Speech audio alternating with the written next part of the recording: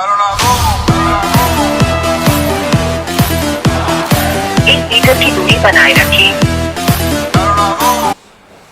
guys, this is episode 8 and the letter H, and we're going to begin by talking about herd immunity. So what is herd immunity?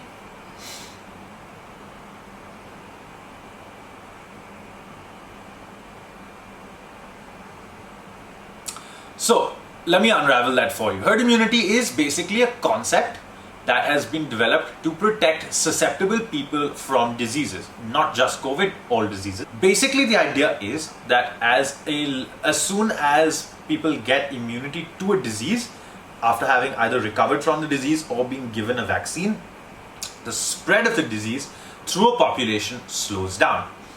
That will only happen if there is a large proportion of the population that has immunity to the disease.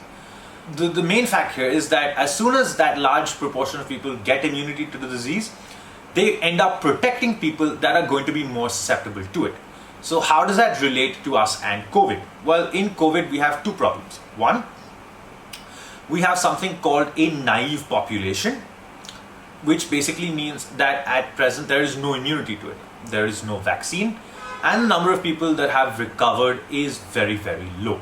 So the second problem is, because of that, if the disease spreads amongst a population, it can run rampant and will go completely unchecked because there aren't people without any immunity to it.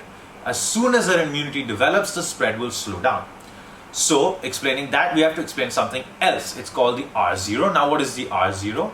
It's basically the number of people that an infected individual can infect. Asymptomatic people tend to spread the disease faster through population. The current R0 is somewhere around 2.2, which means that to achieve some form of herd immunity, 60% of the population has to have had the disease or be vaccinated against it. As soon as the R0 will reduce, the spread of the disease will slow down. The other problem with trying to develop herd immunity is the fatality rate. Now, we've seen in countries like Britain and Sweden, where they've tried to practice herd immunity, that it's backfired because the number of casualties is extremely high. People are dying of COVID. And Britain, of course, famously backtracked on their policy, did a quick U-turn and went into a lockdown. The Swedish have sort of stuck to their guns, but they have a rather high fatality rate. Now, what is the concern for herd immunity in India? Here's the issue. Dr. Devi Sridhar, who is the public health chair at the University of Edinburgh, has this to say about it. So that is a rather bleak outlook. Right, moving on from immunity to hair and the kind of hairstyles that people have been up to at home. Now remember, due to the lockdown, barbershops have been closed all over the world. So people have literally been taking their haircuts into their own hands, or in most cases into the hands of their wives and girlfriends. Now what does that mean? The wives and girlfriends are having a really, really good time designing their men the way they want them to look. So head shaves rather have become all the rage during the lockdown, and here are what some people have started to look like.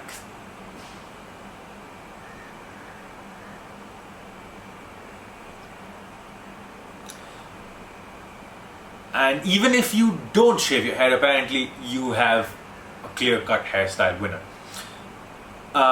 Moving on from the wonders of hair and hairdos to the wonders of cleaning surfaces and disinfectants, we're going to talk about hypochlorite. So what is hypochlorite? It's basically sodium hypochlorite. It is the most well-recommended disinfectant for surfaces by WHO, the CDC and the ADA. We know that COVID spreads from surfaces because of the droplets that are left there and fomite transmission, and it can remain viable for long periods of time on these surfaces. So you need your surfaces to be cleaned properly and correctly. Dental clinics, aerosols that are generated are one of the biggest dangers, and so cleaning surfaces is absolutely important. There is a very easy way of doing it. You first wipe it down with soap and water, and then use the most commonly used disinfectant, that is 1% sodium hypochlorite. Clean those surfaces and you should not have a problem. This is what WHO has to say about sodium hypochlorite.